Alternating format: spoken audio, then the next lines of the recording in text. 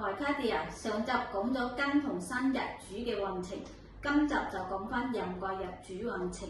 好嘅，但係未講壬癸日主運程之前，首先咧，你哋未知道自己係邊個日主嘅，你可以下載一個有關八字嘅程式，而咧將你自己出生年月日時嘅資料輸入去程式上邊，而程式上邊個版面咧會顯示日元嘅天干就係你所屬嘅日主啦。又或者可以喺網上 search 下有關八字嘅網頁，去揾翻你自己嘅日主。大塊版面由 Jackie 先講壬日主喺丙午年嘅運程。好嘅，壬水日主嘅朋友嘅特質咧，善於觀察、分析力強啦，推理性高，腦海裡面咧經常出現新嘅概念，感情豐富啦，容易接納他人嘅，心胸廣闊嘅特質咧，而想法多，興趣又多嘅，但處事容易缺乏定力咯，容易分心嘅。關於壬水日主嘅朋友喺丙午年裏遇着火旺之年啦，當然同財運息息相關啦。如果係男士嘅，就除咗財運，亦都關感情嘅事嘅。喺呢一年裏面咧，財運會強勁啦，但壓力亦都會相當大嘅，需要注意下健康方面咧，亦要防範有破財現象出現嘅。如果閣下八字金水成分多，喺呢一年咧就會財源廣進啦。若果你八字裏面咧水唔夠咧，注意下啦，防止財來財去啦。壬水嘅朋友喺呢一年咧都要求穩啦，要保守投資啦，亦都要注意下心血眼嘅健康嘅喎。喺2月份啦，庚寅月裏邊啦，木火旺啦，壬午半合局啦，火旺嘅月份財運就會旺啦。亦有庚辛啦，即係辛旺自己嗰個壬水啦，財運較好啦，有機會得到長輩嘅幫助啦。喺呢個月咧較多嘅交際應酬嘅支出㗎。喺3月份啦，辛卯月裏邊啦，地支壬午相破，天干咧就丙辛合水喎，運勢就會比較波動，財運咧就平啦。要注意下受到小人嘅破壞或者陷害㗎，感情上亦都容易出現競爭嘅。喺4月份啦，壬辰月裏面啦，壬水幫身，地支辰亦都係水庫嚟嘅，水旺得地能夠幫到自身啦，運勢又比上個月好轉翻嘅，亦有同人合作嘅機會出現㗎，財務壓力咧亦會稍減。喺5月份啦，癸巳月裏邊啦，癸水劫財，巳午又相會嘅，火就強翻啦。喺呢個月裏面咧，競爭對手會增加啦，注意下容易有分財情況出現喎，亦都注意下財富方面會流失㗎。喺6月份啦，甲午月裏邊啦，火旺當令啦，火氣旺盛啊，財運就會旺啦，壓力亦都會大喎，要防止因為貪心而導致破財㗎。健康方面咧，注意下燥熱病嘅問題啦。喺7月份啦，乙未月裏邊啦，午未合火啦，旺啦，火土同位水氣漸弱嘅，但財運依然唔錯嘅，要注意下工作壓力會好大㗎。喺呢個月咧容易攰啦，需要放鬆下㗎。喺8月份啦，丙申月裏面啦，辛金咧係壬水嘅長身嚟嘅。雖然係火旺但運勢依迎嚟咧轉機喎，有貴人相助啦，財運亦都相當唔錯㗎。喺呢個月咧適合咧新嘅項目發展㗎，發揮才能，展示實力啦。喺9月份啦，丁酉月裏面啦，丁壬合木啦，酉午相破嘅，財運平穩中開始上升㗎，適宜處理好之前嘅資金問題啦。喺感情上亦都有合嘅兆頭喎。喺10月份啦，戊戌月裏面啦，午戌半合火土旺制水喺呢個月咧壓力會增加啦，需要注意下是非啦、官非或者合約上嘅問題㗎。喺呢個月咧亦唔適合做高風險嘅投資，亦要防身體容易受傷㗎。喺11月份啦，己亥月裏邊啦，水旺得地啦，亥水幫身啦，亥午又暗合嘅喎，運勢就反彈翻，朋友同埋同輩嘅助力㗎，財運亦都會回穩啦，工作上能夠迎刃而上嘅。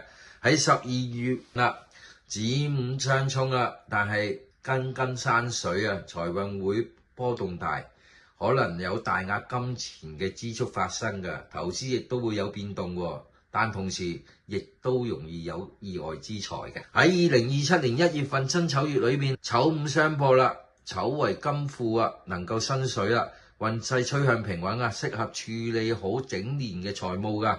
注意下容易發生隱約性嘅開支咯。總結下，壬水日主嘅朋友喺丙午年裏邊啦，上半年咧適合靜觀其變啦，宜守不宜攻啦，等待下半年金水運回升啦，運勢開始漸漸穩定下，工作咧同埋財運咧就會好轉翻嘅。注意下啦，3月份同埋12月份嘅比較好嘅月份有4月份啦、8月份同埋11月份嘅喎。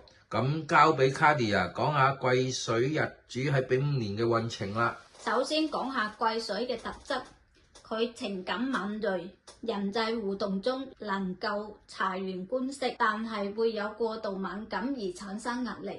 佢唔中意衝突，擅長以靈活方式去化解矛盾，思想靈感強，喺藝術設計或者係心理嘅領域上較易發揮才華。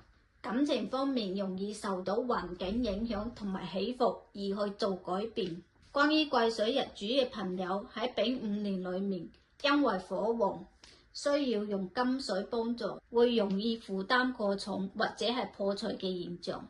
喺今年需要注意理財方面，健康上注意下情緒、腎嘅問題。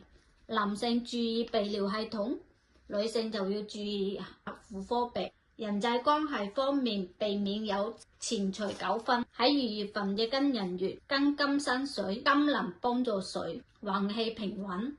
財運方面有望增加，但注意防止開支較大，量入為出。喺3月份嘅辛卯月，辛金生癸水，運氣唔錯，思想靈活，有機會發揮才華或者係用創意去生財嘅月份。喺4月份嘅壬辰月，壬水幫身，辰為水庫，運勢較好。呢個月有貴人出現，同時工作上亦都有壓力存在，但以癸水嘅靈活思想可以控制到工作帶嚟嘅壓力。喺5月份嘅癸巳月，癸水能幫身，巳午火為財，火氣轉旺。喺呢個月要注意下財務嘅開支，容易財來財去，令到身心疲累。喺6月份嘅甲午月，甲木生火，午火極旺。財運方面雖然有好轉，但係因財多生育嘅關係，要注意下健康，同時不可太貪求財運方面。喺7月份嘅乙未月，乙木生火，未土又藏火，容易發生急躁，同時工作壓力大。喺呢個月要注意下，容易發生財務嘅損失。喺8月份丙申月，丙為火，辛金生水，抽金能夠幫身，運氣轉好。財運方面容易有意外之財。喺呢個月理財得當。喺9月份嘅丁酉月，丁火為財，酉金得水，酉金為癸水之長生，運氣旺，事業上有機會出現大大嘅提升。喺10月份戊戌月，土多月份，喺呢個月壓力加大咗，注意工作發生嘅糾紛，處理工作上要保守行事，同時多注意下健康問題。喺11月份嘅己亥月，己土藏水，亥水幫身，係水旺嘅月份。雖然工作上仍有壓力，但係呢個月能夠揾到解決嘅方法。人際關係係人緣極好嘅月份。喺12月份嘅庚子月，庚金生水，子水幫身。雖然地支子午衝，但仍然水旺嘅月份。得到水幫助下，有力去面對各項問題。財運上亦都開始順暢，事業發展好好。喺2027年1月份嘅辛丑月，天公生金生水，丑土為金符，運氣穩定，收穫豐厚嘅月份。呢個月人緣亦佳，係一個唔錯嘅月份。去總結下今年嘅收穫。癸水日主喺丙午年，上半年火旺，適合克制同埋冷靜去處理事情。因上半年火旺，注意財多生育。理財方面唔好貪快，火旺亦都容易有急躁嘅情況，亦容易出現焦慮。要保持心境，守好呢個上半年。下半年嘅癸水朋友，因為金水多翻，運勢漸漸提升，適合開展新計劃，能夠獲得財富。